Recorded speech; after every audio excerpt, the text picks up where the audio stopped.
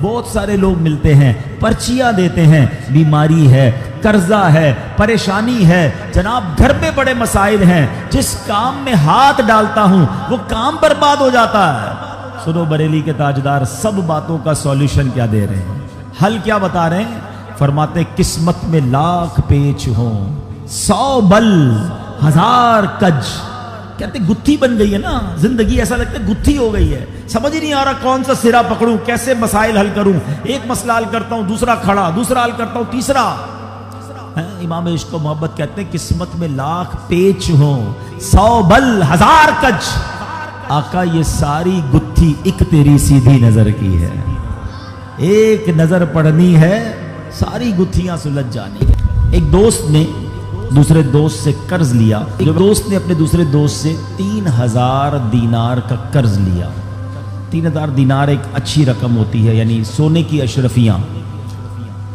اور جناب ایک وقت طے ہو گیا کہ اتنے ٹائم کے بعد میں یہ قرض لوٹا دوں گا۔ وہ ٹائم آ گیا، دوست نے کہا بھائی میرے پیسے لوٹاؤ۔ تو اب اس دوست نے کہا کہ میرے پاس پیسے تو نہیں ہیں، میرا کاروبار بھی تباہ ہو گیا ہے، میں تمہیں پیسے نہیں دے سکتا۔ پہلے تو اس نے کافی کوشش کی، اس کو فالو اپ کیا، اس کو بار بار یاد دلایا۔ جب پیسے نہیں ملے تو اب اس دوست نے کیا کیا کہ عدالت میں چلا گیا، جج صاحب کو کہا کہ یہ میرا دوست ہے، مجھے پیسے لیے، پیسے ہی نہیں دیتا۔ جج صاحب نے اس کو بلا لیا اور پوچھا کہ بھائی تم نے پیسے دینے ہیں؟ کہاں پیسے تو دینے ہیں۔ پھر دیتے کیوں نہیں ہو؟ پیسے ہے ہی نہیں، کہاں سے دوں، سارا کاروبار تباہ ہو گیا، پیسے خرچ ہو گئے۔ جج صاحب نے کہا تمہارے پاس 30 دن ہے، 30 دن میں اس کو پیسے لوٹا دو، اور اگر نہیں لوٹا سکے تو پھر میں تمہیں جیل میں ڈال دوں گا۔ اب پیسے تو تھے نہیں، کاروبار کولیپس ہو گیا تھا۔ یہ بندہ گھر آیا پریشان کہ اب کیا کروں گا، 30 دن میں اتنی بڑی رقم کا انتظام کیسے ہوگا؟ مگر اس بندے نے کتابوں میں لکھا ہے کہ شاید وہ حدیث سن رکھی تھی یا پڑھ رکھی تھی کہ حدیث پاک میں آتا ہے جس کا مضمون ہے کہ کوئی بندہ اگر مشکل میں ہو، پریشانی میں ہو، تو اس کو چاہیے مجھ پر درود پڑھے کہ جو درود پاک ہے وہ بندے کی مصیبتیں اور پریشانیوں کو لے جاتا ہے۔ اس نے کہا اور تو کوئی طریقہ ہے نہیں، پیسے تو ہیں نہیں۔ صبح سے لے کر شام تک درود پڑھنے لگا۔ 27 دن گزر گئے، 28ویں رات آ گئی۔ خواب میں جب سویا تو کسی نے آواز لگائی کہ گھبراؤ مت، تمہارا قرضہ ادا ہو جائے گا، علی بن عیسیٰ وزیر کے پاس جاؤ، وہ تمہارا قرضہ ادا کر دے گا۔ صبح اٹھا، سوچنے لگا پتہ نہیں کس کی آواز تھی، کوئی اشارہ تو ملا ہے، مگر ایسے کیسے میں وزیر کے پاس چلا جاؤں۔ اگلا دن گزرا، پھر رات آئی۔ اب جو رات آئی تو نبی پاک علیہ الصلوۃ والسلام خواب میں تشریف لے آئے۔ نبی پاک علیہ الصلوۃ والسلام نے فرمایا گھبراؤ نہیں، علی بن عیسیٰ وزیر کے پاس جاؤ، وہ تمہیں تمہارا قرض ادا کر دے گا۔ صبح اٹھا تو بہت خوش، آقا نے زیارت کروائی، نبی پاک نے راستہ بھی بتا دیا۔ اب دن کون سا آ چکا ہے؟ 29واں دن آ گیا ہے، آخری دن ہے، اگلے دن کورٹ میں جانا ہے۔ اچانک خیال آیا میں وزیر کے پاس جاؤں گا، اور وزیر نے کہا میں کیسے مانوں تمہیں نبی پاک نے بھیجا ہے، کوئی ایویڈنس، کوئی نشانی، کوئی بھی آ کے کہہ سکتا ہے مجھے نبی پاک علیہ الصلوۃ والسلام نے بھیجا ہے۔ اب اسی تذبذب میں، اسی ہیزیٹیشن میں یہ والا دن بھی گزر گیا، مگر درود پڑھتا رہا۔ رات پھر ہوئی تو نبی پاک علیہ الصلوۃ والسلام پھر خواب میں تشریف لائے۔ نبی پاک نے فرمایا علی بن عیسیٰ وزیر کے پاس جاؤ، تمہارا قرضہ ادا کرے گا۔ کہا حضور کیسے جاؤں؟ جاؤں گا اور اگر مجھے کوئی نشانی مانگی تو میں کیا نشانی بتاؤں گا؟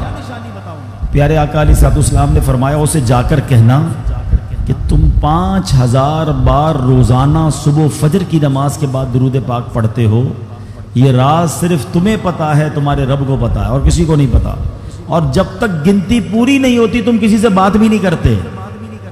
بس اب صبح اٹھا تو دیوانہ جھوم رہا ہے، سیدھا پہنچ گیا وزیر کے پاس۔ یہی وہ دن ہے جس دن عدالت میں بھی جانا ہے، مگر صبح صبح پہنچ گیا وزیر کے پاس۔ وزیر اپنے درباریوں کے ساتھ، اپنے دوستوں کے ساتھ بیٹھا تھا۔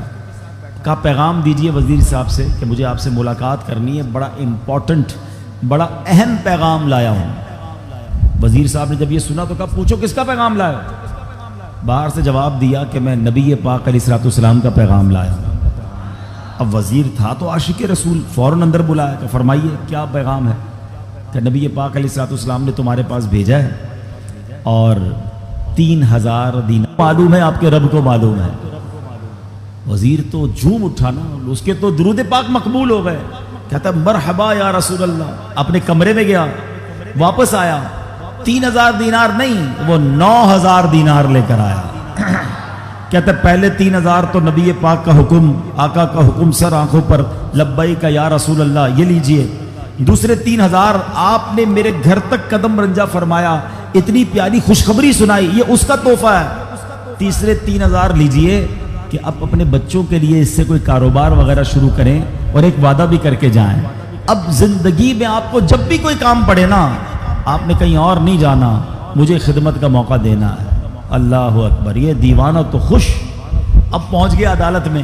اچھا وہاں عدالت میں سارے یہ سوچ رہے ہیں، ایوری بڈی ایکسپیکٹنگ کہ یہ تو آئے گا، آ کر کہے گا پیسے ویسے ہیں نہیں، جج صاحب نے اس کو جیل میں ڈالنا ہے۔ یہ تو گیا، جاتے ہی جج صاحب کے ہاتھ میں 3000 دینار رکھ دیے کہ جج صاحب یہ لیجئے، میری جو قرضہ تھا میرے دوست کو دے دیجئے۔ جج نے کہا ٹھہرو، یہ بتاؤ آئے کدھر سے پیسے؟ تم تو کہتے تھے کاروبار نہیں، تم تو کہتے تھے حالات خراب ہیں، کھانے کو پیسے نہیں، 3000 دینار لے کر آ گئے۔ اب اس دیوانے نے بھرے کوٹ میں، بھری عدالت میں گویا زبان حال سے یہ کہنا شروع کر دیا کہ اتنا دیا سرکار نے مجھ کو، اتنی میری اوقات نہیں، یہ تو کرم ہے ان کا، ورنہ مجھ میں تو ایسی بات نہیں۔ اس نے پورا واقعہ ہی سنا دیا عدالت میں۔ اچھا اس زمانے کے جج بھی کیسے ہوتے تھے؟ سنو، وہ جج صاحب اپنے سیٹ سے اٹھے، اپنے چیمبر میں، اپنے کمرے میں چلے گئے، عدالت لگی ہوئی ہے، تھوڑی دیر بعد آتے ہیں اور 3000 دینار جو ہے اس بندے کے ہاتھ میں دے کر کہتے ہیں کیا سارا ثواب علی بن عیسیٰ لے جائے گا؟